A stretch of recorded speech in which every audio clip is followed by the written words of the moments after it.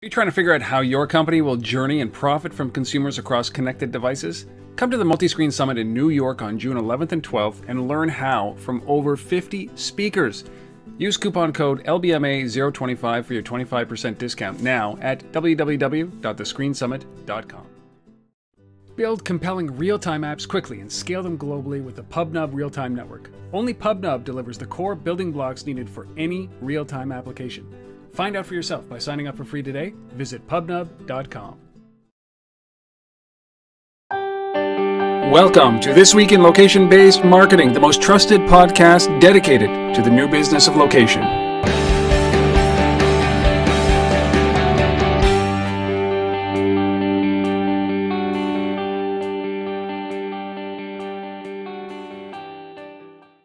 Hello everybody and welcome to This Week in Location-Based Marketing. Today is May 26th. That's Sunday morning, bright and early, and this is episode number 131.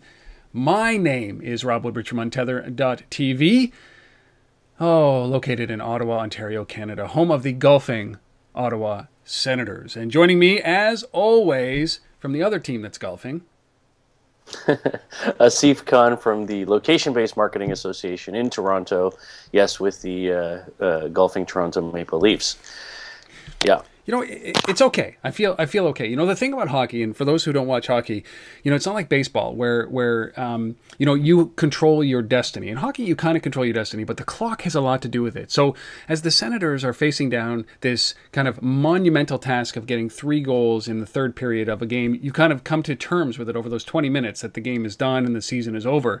You know, there's not much that they can do about it at that point. And this is what hockey is. It kind of makes you feel better. Not like the Leafs, where there's 10 minutes left in the game and they're up 4-1, and then it's like so sudden that it's like ripping hair off with wax. You know, that's what it must feel like, I'd suppose. But we came to terms with it, which is the key, I think. Anyway, welcome, Asif. This is episode 131. This is a busy day. We're both leaving. We got to get this done. I'm not going to be able to edit this, so it is going to be as raw as can possibly be. And we've already had so many technology challenges. We might as well just jump into a few of the announcements that we got. You have a very, very busy week ahead, don't you? Yeah, there's a lot going on for us at the LBMA. And I guess 4 or 5 events, something like that, all this week. So a bunch of LBMA chapter events. So there's an event on the 28th in London. Our LBMA London chapter is hosting an event on mobile and location, the future of High Street. That's looking really interesting. The same day, also on the 28th, our Atlanta chapter down in the southeast of the U.S. is hosting an event in partnership with the Technology Association of Georgia, which is TAG. And that's being put on at the Weather Channel's offices. So interesting stuff going to be talked about there. The next day on the 29th, 2 events going on as well. So I'm going to be in Madrid for the Solo Mo Summit. And that's a 1-day event. So if you're going to be happen to be around Spain and you can get to Madrid, join me on the 29th. Would love to see some of you guys in person. Also on the 29th, our Berlin chapter is hosting an event there at the Agora Collective, so check that out. And lastly, on the 30th, our Amsterdam chapter is hosting an event called the Cross-Channel Challenge.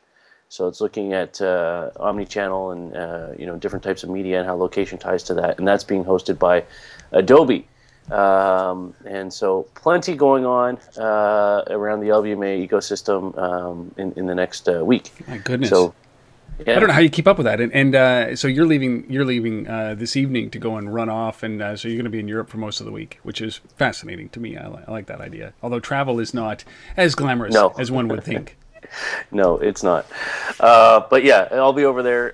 Looking forward to connecting with some new folks, and then of course we have the Multiscreen Summit coming up as well in just a couple of weeks. So and that's in New York. So don't forget though, if you haven't registered for the Multiscreen Summit, you go to the multiscreensummit.com and you can register with LBMA025 and you get 25% discount, as you probably know. Yeah, well worth it. Go and do that and come and support Gary, our good friend Gary Schwartz, who's on our episode last week, right? Yeah. Well, I'm going to be in Toronto the 27th and 28th. That's Monday and Tuesday of this week at Discovery, the Discovery Conference at the Metro Toronto Convention Center. I'm going to be talking about the state of the app economy with Rami Lama from Sapient and Carolyn Luco from Whip. And this is an interesting conversation that we're going to have. It's basically three of us talking about really what the app economy has enabled us to do in business. And we're not talking about building the next 99-cent great app, because that time has passed. What we're talking about is actually how to leverage what is happening in the industry to make sure that your business catapults as a result, is catapulted as a result of this mobile ecosystem that they've built, and the fact that everybody's carrying these devices. It's going to be fascinating.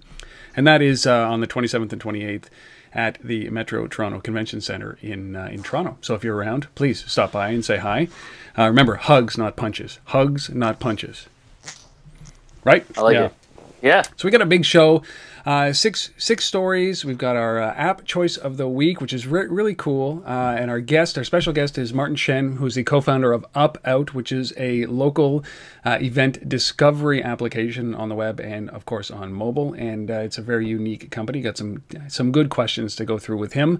It's part of a longer episode that unfortunately it won't air until sometime in July, simply because it's under embargo for some of the new features that they're rolling out. And you're not going to find any of the new features listed in this conversation, but it's very worthwhile to sit and understand what it takes to build out an event discovery application.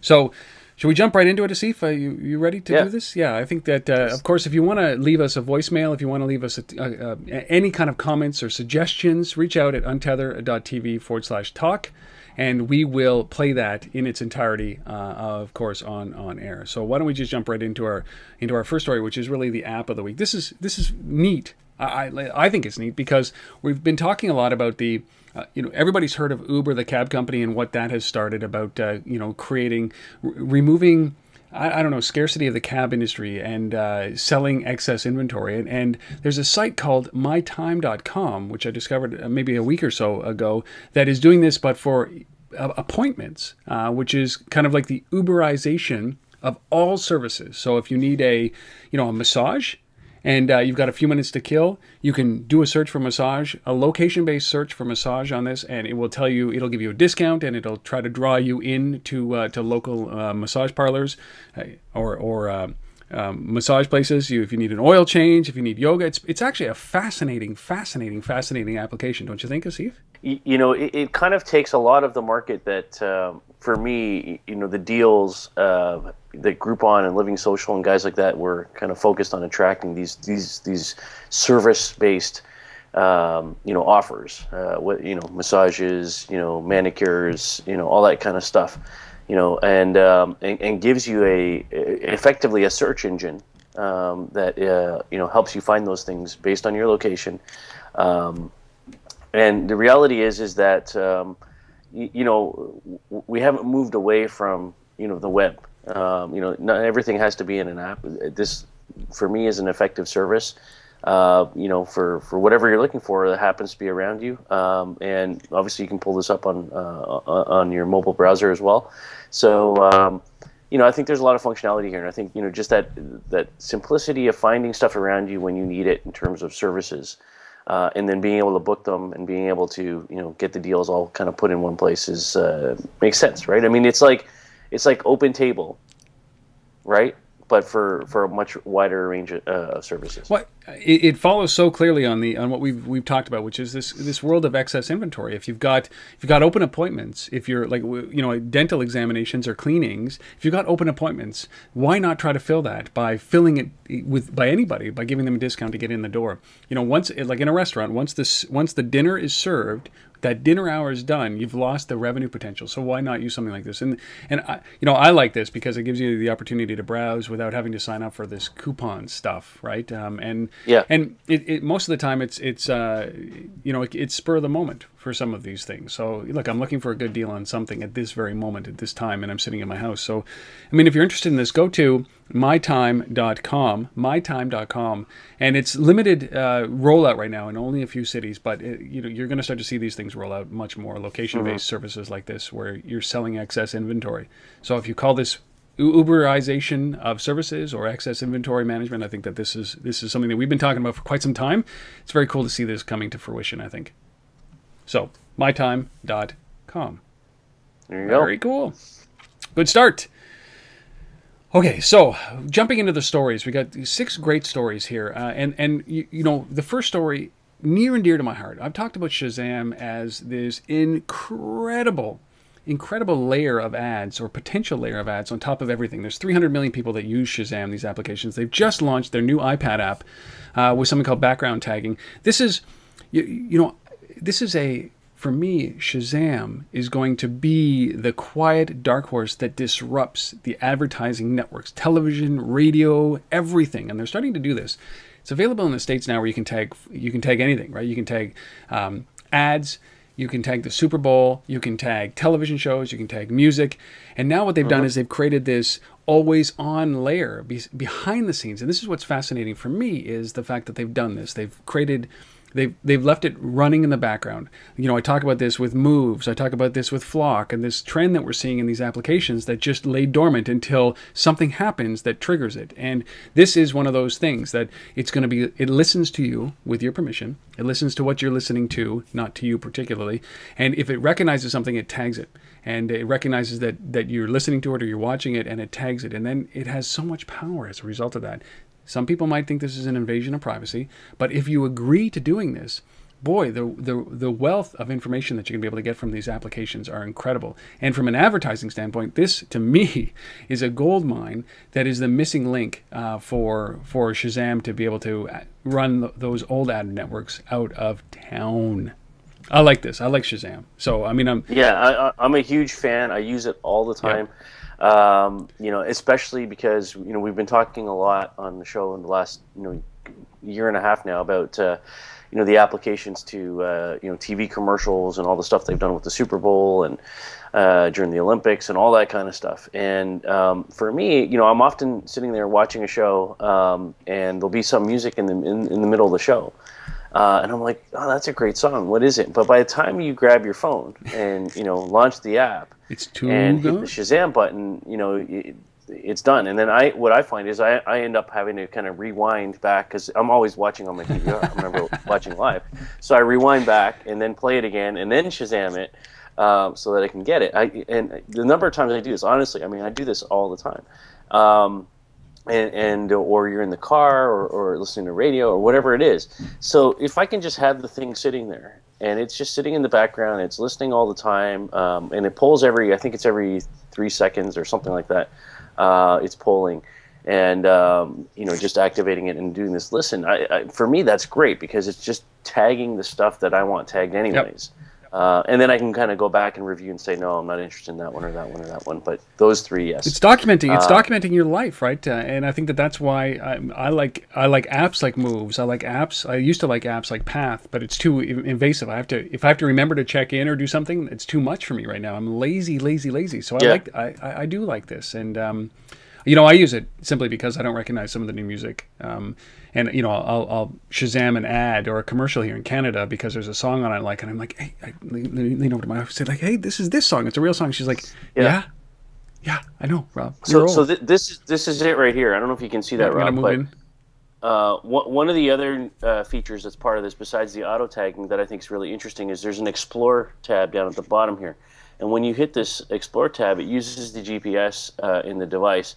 So it's a very location-based feature that helps you understand also what is tagging by location right now. What's trending? What tags are trending by location? So I can go here and I can drill down into let's see, where's Toronto? Toronto's right there, and then it brings up a tag chart for Toronto with the songs that are currently being tagged most commonly here in this part of the world at the moment.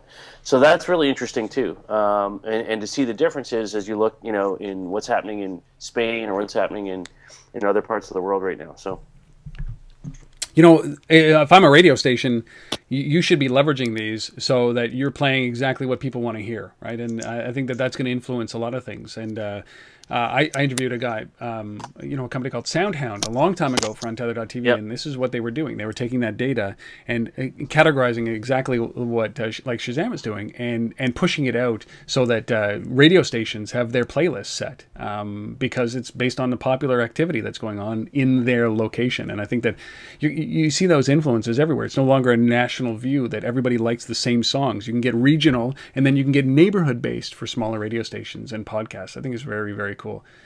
I'm a big fan of Shazam. I think that these guys are an unsung hero. They're underrated. They're going to destroy the ad networks, and this is exactly the next move for them. So kudos to Shazam. I love this company.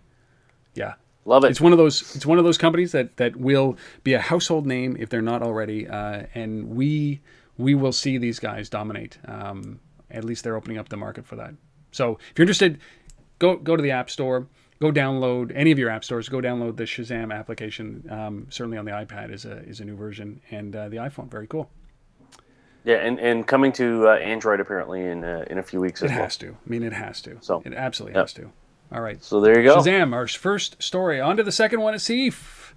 Yeah, so this is a story about a company called UberMedia launching a new ad platform called UberAds.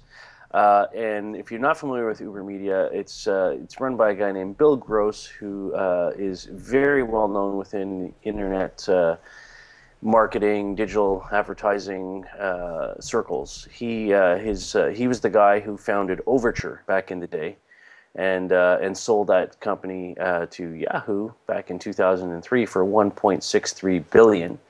So he's done all right, and so he's on to UberMedia now. And UberMedia is a company that is right smack dab in the middle of what we talk about every day, and that is changing the paradigm for how mobile advertising works and how to make it more effective by combining, in this case, social signals and location data for better ad targeting.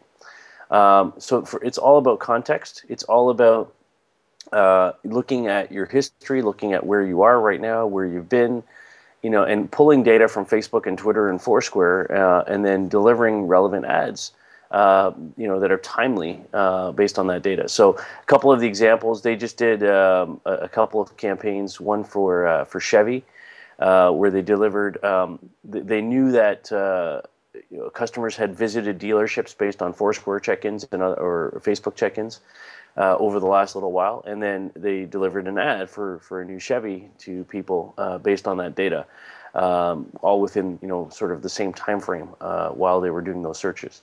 Another example they gave was that you're a movie fan, and from what we can tell from Facebook and Twitter, you like Tom Cruise. And then you check into a restaurant that happens to be next to a movie theater, and we saw that check in from Foursquare. So we'll deliver a mobile ad with an incentive for you to go see Mission Impossible, because you're at a restaurant next to the theater, and we know you like Tom Cruise already. So we're combining these data. It's just about much more relevant ad targeting, that's factoring social and location platforms and the data that comes from those, and delivering ads that just make sense. And the CPMs work. I mean, these guys are getting, apparently the data that I saw from them says that the average mobile CTR is 0.88% today, and they're getting 4.7 to 6.5 times that. Which is still shitty, but it's better. It's on the higher end of shitty, or lower end, however you want to. Exactly. I like this. This is the difference between search and find, right? Like there's something called explicit intent, right? When a user sits down and types in a search term and you get ads displayed based on the search term, that is explicit intent. Those ads are there to benefit you, to help you move forward.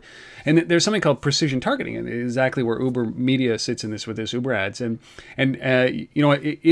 it's the closest thing to explicit intent that you can find based on your history and your past and your social context. And what was fascinating about this is that they said that they were inspired by Mary Meeker. Mary Meeker releases every year the State of the Internet. It's a huge presentation, and I'm often left bewildered and befuddled. We're in the industry, and it's nothing new that comes out of those things. I mean, there's a lot of hype that comes around this because I think it validates a lot of businesses, or there are just people that don't understand at all that this is a momentum shift that is happening here. And they read that and they're like, oh my God, mobile? Oh my God, location-based marketing? What is this, right? So maybe it's not for the industry people, but what's fascinating is they were inspired by the one slide that said, listen, there's a gap between the spend and the use. Like people are using mobile, a huge disparity between mobile usage and mobile spend by business. And so he's trying to obviously get more people to spend as a result of this. And this is... It's contextualized. I think Facebook owns this market right now, but certainly UberMedia is right in there with their UberAds. It's very cool. Yeah, one of the key things that they focused on, besides bringing the social location data to the forefront and using that for better targeting, is the time sensitivity around the delivery of the ad. So they were talking about how things like AdMob and platforms like that. Basically, if you want to deliver an ad, you have to send it now, or you basically schedule it, to run, at 2 o'clock or 10 o'clock or whatever throughout the day. With these guys, you can target an ad down to a minute. It's very, very specific in terms of when you want to run these things, and the reporting side of it is by the millisecond. It's crazy. So you can adjust right on the fly. Yeah. So I love that stuff too. So, kudos to Mr. Gross and his team, and this for me is the one of the right approaches in terms of how you leverage the data that's available out there that we talk about every day from a location perspective. And contextual stuff and tie that together. Well, context is so important, and if you don't have that kind of control, that kind of absolute control over when you're displaying an ad, context is irrelevant at that point. And I think that one of the things that they said very clearly is that ads need to be more relevant and targeted because of the nature of the screen. The small screen is that you have a really great opportunity at a moment in time to attract somebody's attention, and if you don't say the right message at the right time in the right way, you've lost it. And timing is very important. So I think that's what's going to be most disruptive of this. It's not the social search and integrating your likes and your loves. Yep. It's the fact that you have this granular control over it, and you can adjust in milliseconds as you're doing it. You see something that's not working, you can change it right away. You don't have to wait an hour or two. So I think that this is an efficiency play, and good on UberMedia for doing this. And if you're interested, just go to ubermedia.com and take a look at their UberAds. It's very relevant. It's very important. And these guys have the history. I mean, they invented basically AdSense, right? Yeah. Overture. So there you go. Very cool. All right. Our third story comes to us from Brazil this time around, and it's Domino's Pizza, but it's not the Domino's Pizza that you know and love. And, well, it is, but they're just doing something really crazy and cool. And so if you've ever been to Brazil, you'll know that the market there for movies, for movie rentals, is still quite robust. It's Netflix and things like that have not really penetrated the market yet to the extent that they have in North America or in Europe. So a lot of people still rent DVDs from, the old Blockbuster type of model. You walk into a store and you rent those DVDs. And so what these guys have come up with, or their agency has come up with for them, for Domino's in Brazil, is they've basically built a layer on top of a DVD, and they're working on major releases right now, movies like Argo and Skyfall and Dark Knight Rises and all this kind of stuff. And so what happens is you go to the store, you rent this DVD, you pop it in the machine, you watch the movie, and on top of the actual disc itself, they've put thermal ink and a flavored varnish that basically activates based on the heat in the DVD player. So as that DVD comes out after you've finished watching the movie, it basically smells like Domino Pizza. Like, come on, right? Like, this is cool, right? It smells like Domino Pizza, and then it's got a layer of text on top of the DVD. So, and it looks like a pizza. So what happens is that you put in that nice shiny silver disc into the DVD player, and when it comes out after the movie, it looks on top like an actual pizza pie. So cool. And smells like pizza. Activated by the heat with this thermal ink and stuff, and then there's this layer of text on there that says, "Did you enjoy the movie?" ? The next one will be even better with a hot and delicious Domino's pizza. So good. Like, that is awesome. I love it. So Thermal anyhow, ink. It takes scratch and sniff to the next level, right? totally. I wonder, are these reusable? Right? Like at the end, like, when it cools down, do you have to put a new layer of ink on top of it? Is it expensive? I don't Yeah, know. I couldn't find Yeah, anything. yeah. So Well, kudos. I think this is fascinating. And the timing of this art, like I'm dying for pizza. All of a sudden I want pizza. So I can't imagine that I'd be sitting there and smelling pizza as my DVD player goes through. But I like it. It's innovative. Man, is that ever innovative? yeah. So this is in Yeah, Brazil only, and so this is a limited trial. Do you know, or is this something that's yeah, I think so. Yeah. wow? That is, you talk about cross promotion. That is incredible. I think that is going to open up an entire market. Can you imagine that? Roses. You can do that with Netflix is going to do this. Obviously, somebody's got to do this on a mass scale, and there's a business in there. I'm sure of it as a way to get into your living room with smell. Remember the old days where the internet was? They had these little USB plugins that were going to send scent over the internet, so that you could be at a floral website and it would send you the smell of roses, or it would send you the smell of bacon if you're on the bacon website or whatever. This is a simpler version of that, where you don't need to purchase a USB thing. Who really wants that? Like, your friends will be sending you farts. Like, that's not funny, right? It's just not funny at all. That's pretty cool. So way to go, Domino's in Brazil. Yeah, and also their agency Art Plan is the name of the agency that came up with that. So love it, guys. Yeah, pizza. I love that thermal ink. All right, so those are the first three stories. We're going to take a little bit of a break here. We're going to talk to Martin Shen, who's the co-founder of UpOut, which is a San Francisco-based unique event discovery app and website. Now, I'm not saying that it's a unique idea, but they go after unique events in your neighborhood. So I got to sit down with Martin, and this was maybe a month ago. And as I said, I cannot release the entire episode until sometime in July, once they've released their new features that we actually talked about a little ahead of schedule. That's what happens sometimes. But I managed to extract a couple of clips here when we were talking about why them. And this is one of the most important things, is that there are so many event discovery applications out there, and they're dominated by Facebook, for example, by LinkedIn. What makes them so unique? Why them? Why they went out to many cities. They contracted back down to one city in San Francisco, and now and what it's going to take for them to expand again. So this is Martin Shen, who is the co-founder of UpOut. He is a Canadian that had to go to the US to actually excel and find funding. That drives me crazy. He's a very smart guy, but that's an entirely different story, and we talk about that in the episode, of course, but you have to wait to July to see that. So here, Martin Shen talking about his company, UpOut. I mean, what wasn't in the market already that enables you to be this? You know what I mean? Like, why you? Why now? When there's so much other stuff that's happening in the location and the event space. Okay, so it's important, like, for those who don't really know the event space too well, it's an area that's been tried a lot, and you have like thousands of people who've tried this. You have some mild successes like Going.com or Upcoming and Zvents, right? Yep. But then you have an entire graveyard of companies right there. Yeah. I think that there's a few things that have come up recently that have spawned a new generation of event discovery type businesses. So first off, you have mobile phones now. That's probably the biggest key factor. Everyone has one now. Everyone uses Yelp a lot, especially in San Francisco, New York, Toronto, major cities. And then, so that's enabled.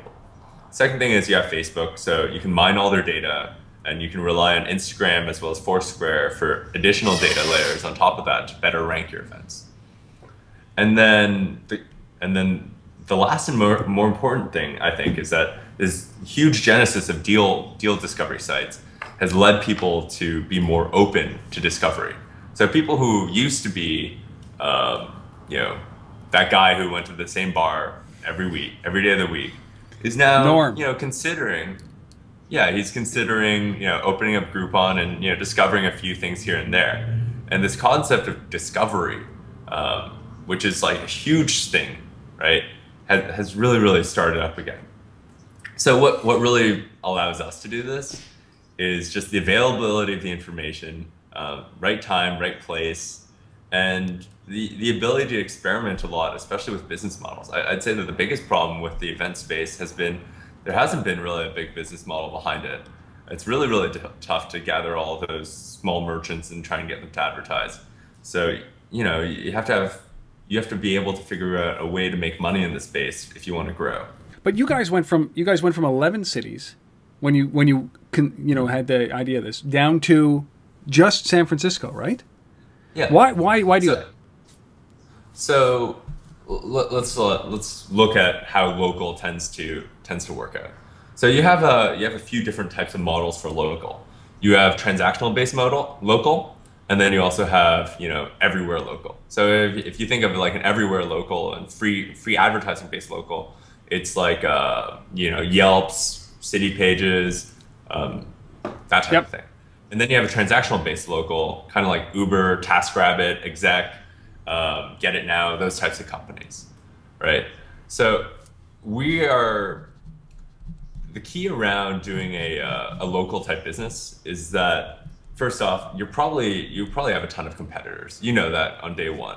So the more you can minimize them from understanding your business, which means starting in one city, the better, right? So that's why we scaled back to San Francisco, where we have control. Two, you're probably just trying to figure things out, right? There's no magic bullet. You don't have like the best idea in the world because it's been tried again, and you just have to keep iterating on it. So if you launch it only in one city, you don't have to worry so much about scaling those features for 30 cities, right? And the other cool part is that you always have this magic bullet, right? Which is that you can keep telling people, or that once you expand to other cities, you can just copy the model over there. Cities, for all intents and purposes, are fairly similar as long as you're a major metro, right? Of course, with exceptions. So that's mainly why we're doing one city first. And the fact is if we can prove it out in one city, then it's easy enough for us to scale out. I mean, what's the key for a scale for you guys? Is it, you said, a metropolitan city? Is it a population thing? Because my assumption is that you have to have some sort of density of events, density of people, and then the desire to put those two things together, right? So if you have a small town of 80,000 people, there might only be a limited number of events. You can't launch in that, can you? Yeah, you're absolutely right. So when I say major city, I really mean top 25, top 50 metros, English speaking. Okay, so that's your market. That's mainly the limitation. That's your market right there. Yeah, absolutely. And is it? I mean, what are some of the challenges so when did you launch the San Francisco version? When did you scale back down to one? So we relaunched the site back probably in December 2011. Okay. And then we also launched our mobile app in April 2012. So, I mean, it's been over a year. It's been almost no, it's just 2030. It's been over a year since you launched the website, just about a year since you've launched the app. Has it, are you, as you, I don't even know how to ask this question without it sounding like a prick, but has it taken you longer than you thought to actually scale this to other cities? Or, I mean, what's been the holdup? Why is it taking so long to get to a second or a third city? So actually, if you look at our technology basis, in the back end, we actually have all the data for other cities. Okay. So we could actually theoretically launch those other cities. You're choosing not to? But we are choosing not to. So the reason? Right now, so the reasoning is as follows. Obviously, being a small startup, we're resource restricted. Yes. Right? So we don't quite have, it's a matter of choosing, right? For us, we're choosing to figure out our business model before scaling to other cities. It doesn't quite make sense for us to expand to other cities and spend resources, as little as they might be, to roll out onto something that we know we can always continue to do. The fact is that in addition to that, there's still some minor costs in curating those events for those cities. So that does mean having one person there spend probably 6 or 7 hours a week figuring out which events to include on our email, which events to put on our Facebook for those specific cities, which again is just more resources. So I would say that if you're local, my advice to people trying to go after the local spaces, figure out the business model before you grow nationally, because Otherwise, what's the point of growing nationally? Well, yeah, just to spend more money on something that isn't going to make money. Well, do you think that there's this old saying, right? It's like for New York, if you make it here, you can make it anywhere, right?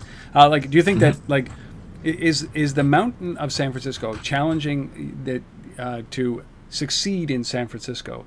Is that the kind of feeling that you got? Like you pick San Francisco because if we can do it here among all the noise, that if we get this right here. I mean, New York should fall, Boston should fall, whatever, London should fall. Like, do you kind of think that way? Yeah, absolutely. I mean, if the number of users we have here is like not unsubstantial. We have quite a few people using us in San Francisco.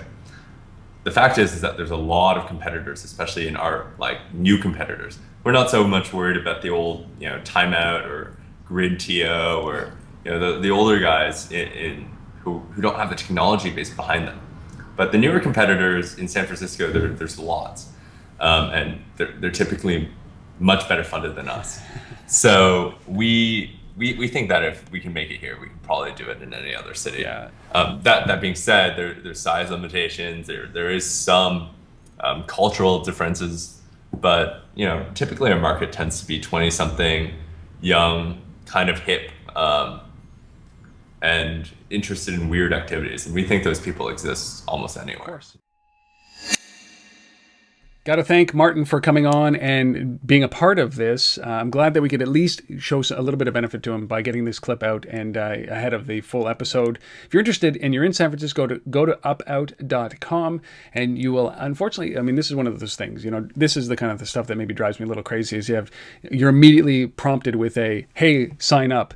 But we have a great conversation at the end of the episode about what he recommends for Untether.tv, which is pretty unique, and he recommends doing this, but I'm not really quite there. So you can download the app from iTunes, from the App Store, or you can log on with your Facebook here at upout.com. If you're in San Francisco, I'd love to hear if you've used this, if you're currently using, if you want to use it, if you've had an experience, reach out, Rob at untether.tv. So listen, I really appreciate Martin coming on and sharing this very, very, very intimate and insightful segment for us this week on location-based marketing.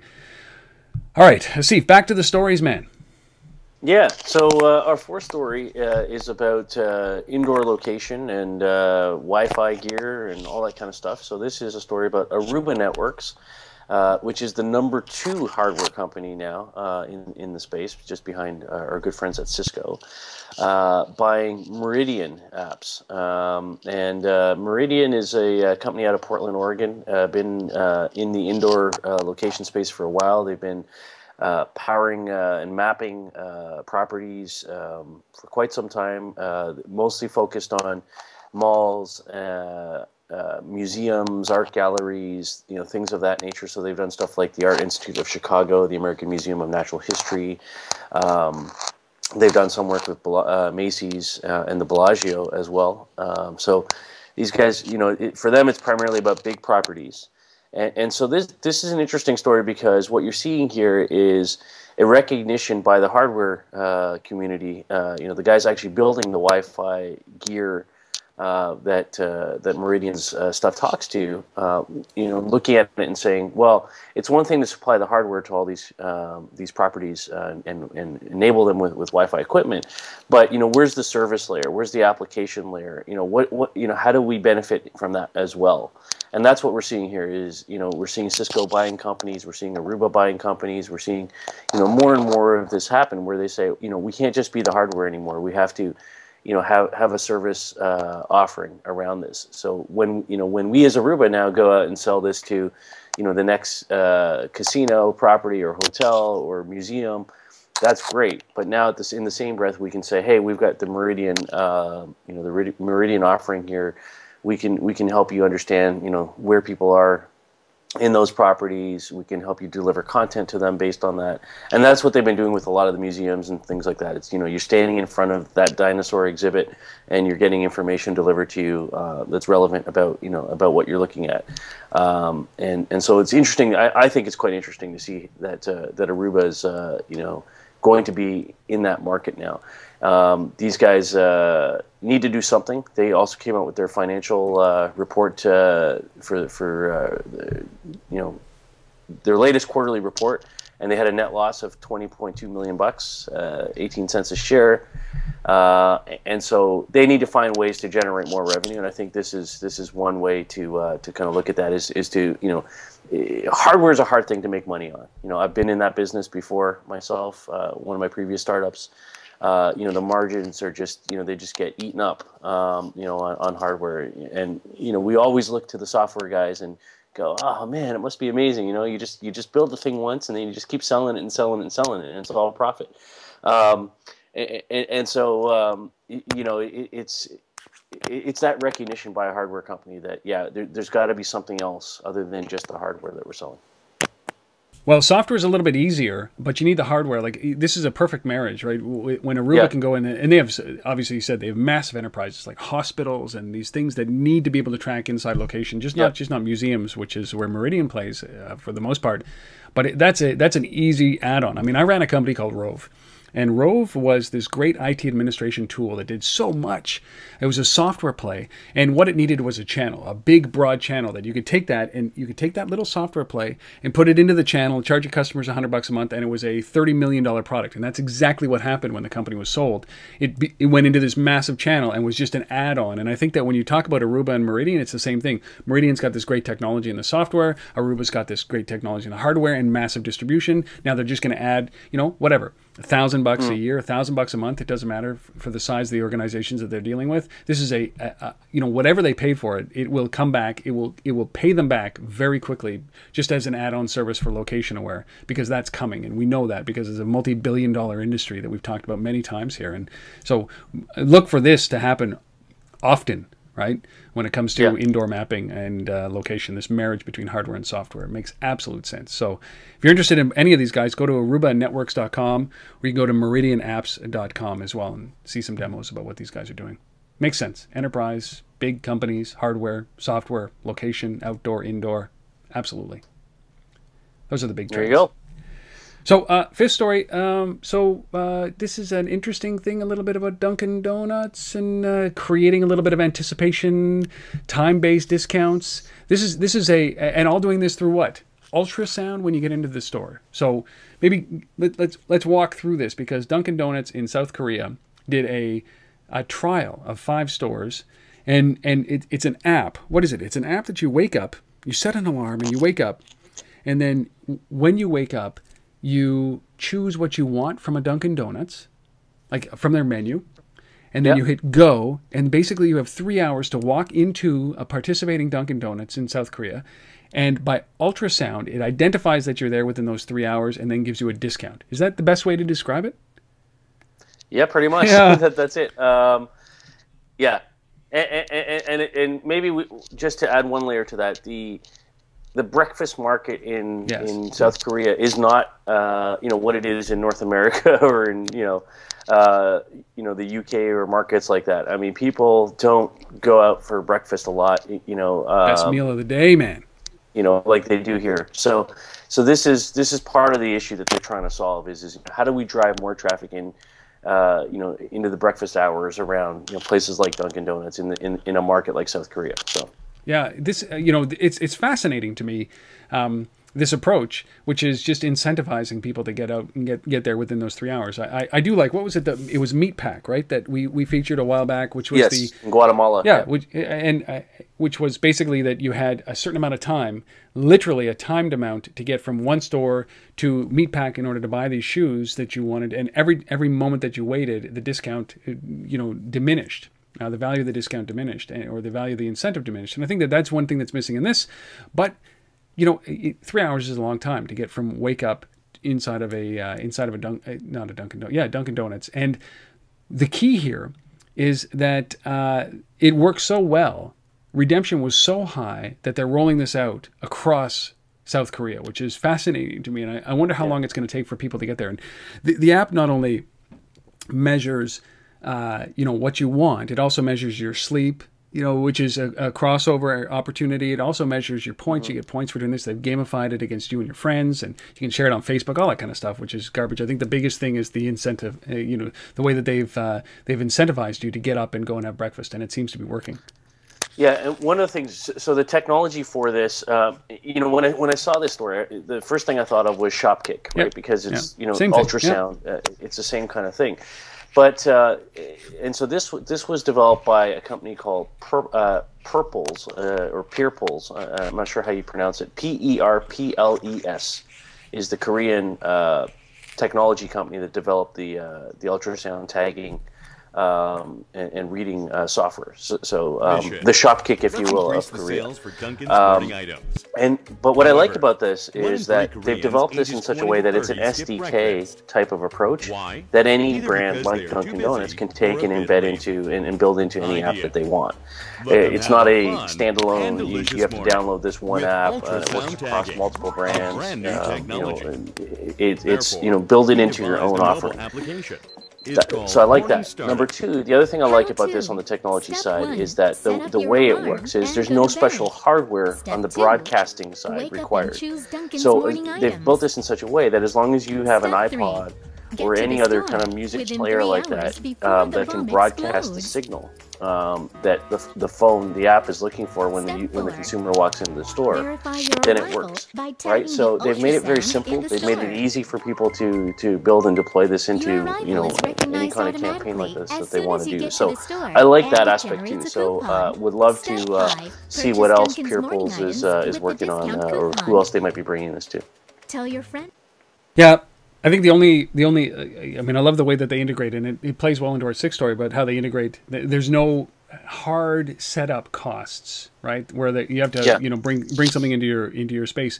I think that the one challenge that I have, and especially in South Korea, is that the notification of impending doom ultimately when your 3 hours are running out is this bomb about to hit a building, which I just think, how does that get by, right? Like, we are. I don't want to be over politically sensitive, but you're in South Korea, right? Like the last thing you really need to do is incite people with bombs hitting buildings as the indication that your time is running out for 3 hours. Stupid coupon for Dunkin Donuts like that.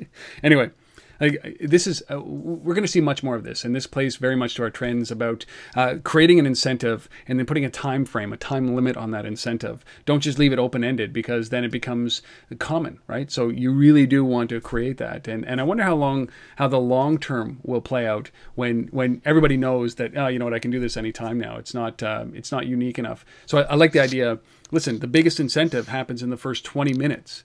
And then it starts to peter out, and I think that they're going to have to move to that to create even that second wave of incentive to get to Dunkin Donuts. But we're going to start to see this everywhere. Maybe not with a bomb hitting the building like that. That's not a good visual. Not for South Korea. Not for many countries these days. So not big on the bombs. All right, our sixth story, just to throw in here. We've often talked about this company called LevelUp, which spun out, and I mean it's basically a spin out of Scavenger, Seth Prebatch and the guys, which is a payment system or a payment service. And these guys are a small service. And I don't want to spend a lot of time on this, but they're doing about, at the end of last year, at the end of 2012, they're doing about $5 million a month in transactions. And it's a small company. They're up against big behemoths, right? Like Square doing billions and billions, and PayPal doing billions and billions of dollars of transactions. But the reason I bring it up is that Square has enough momentum. They've signed relationships, agreements with Starbucks and big companies for massive distribution, and they've come out with their own piece of hardware now for to replace your cash register. A lot of small businesses are not up on the ability to do that. They can't just knock out their cash register and their inventory system for something like Square. So when I see a little company like this, LevelUp, they've just signed a formal agreement or relationship with NCR, which is the #1 provider of point of sale systems into small restaurants in North America. And I love what LevelUp is doing here, simply because they're focusing on the smaller chains of restaurants. They're not forcing you to bring in new hardware and new software for your POS. They're integrating what they're doing right into your existing stuff. So it makes it a lot easier to start to adopt technologies like LevelUp and get into that mindset of, now that it's in there, what can you do? And not a big story. I mean, it's a big story for LevelUp. I just want to draw attention to these small companies that are under the wire. We hear a lot about Square, but LevelUp focusing on that area that Square used to focus on, which was the small and medium-sized businesses, and enabling these mobile transactions for them. And we talked about Square a number of weeks ago, and that was the one thing that I said is that, I hope that they don't forget what got them the ability to go and talk to Starbucks, is that small and medium-sized businesses. And I'm glad to see that LevelUp is thinking in that way, that instead of trying to force you down a path, we're just going to integrate with what is existing in your business. And this is specifically on the restaurant side of things of NCR. So this opens up about 100,000 locations automatically for LevelUp to merchants to accept payments. And just as a quick adjunct story to this that I didn't have planned, but sort of related in a sense, I could see a partnership emerging between NCR, LevelUp, and this, which is there was an announcement this week that Grubhub and Seamless are merging.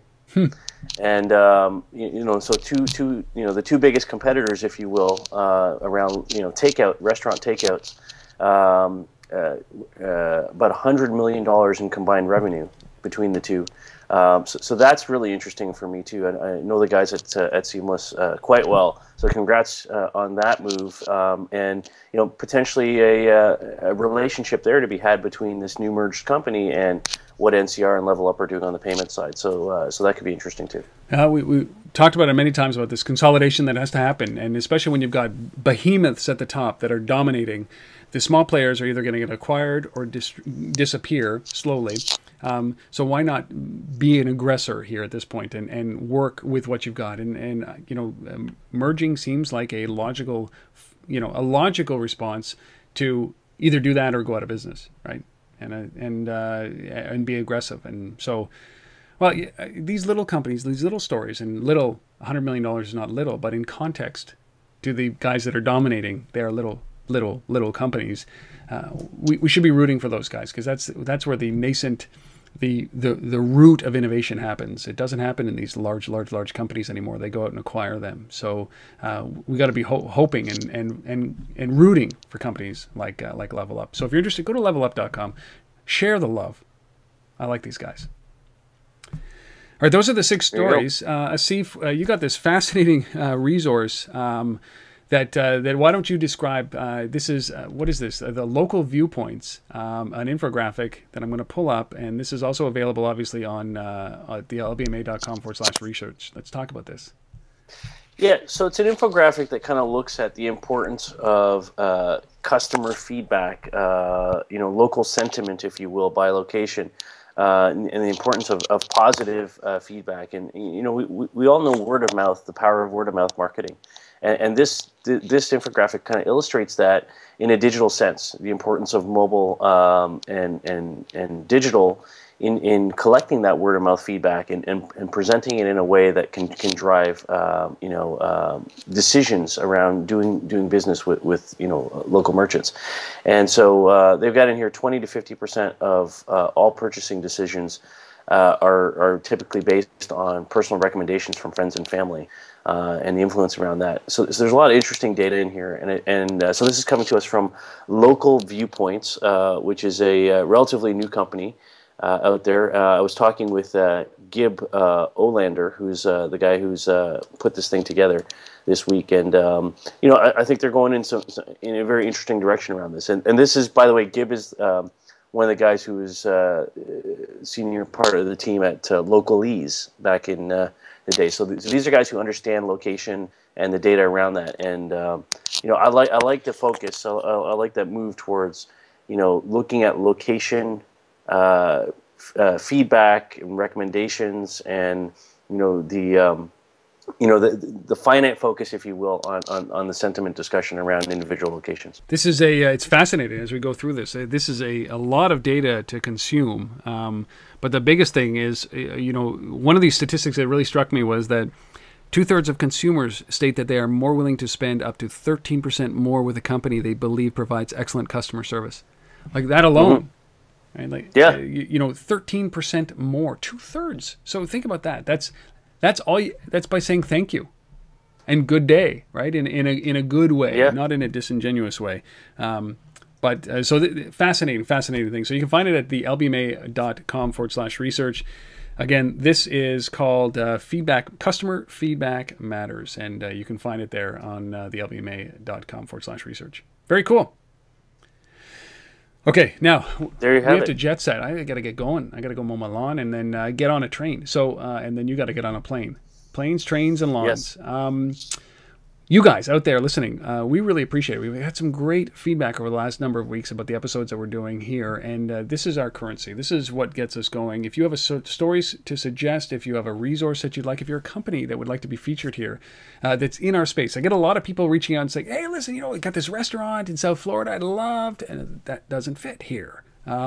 So if you're in the space, the location-based marketing world, the contextualized marketing world, the mobile world, bring it to us. We would love to have you on the show. Come on as a guest. We'd love you to maybe even sponsor if you want to reach the 4,000 to 5,000 people that download each one of these podcasts every week. But please, we'd love to hear from you. You can reach out at rob@untether.tv or sif@thelbma.com.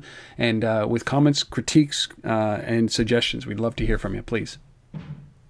Excellent. And if you're anywhere in Europe or in Toronto, come see Rob or I this week. We'd love to meet you in person too. Hugs, not punches.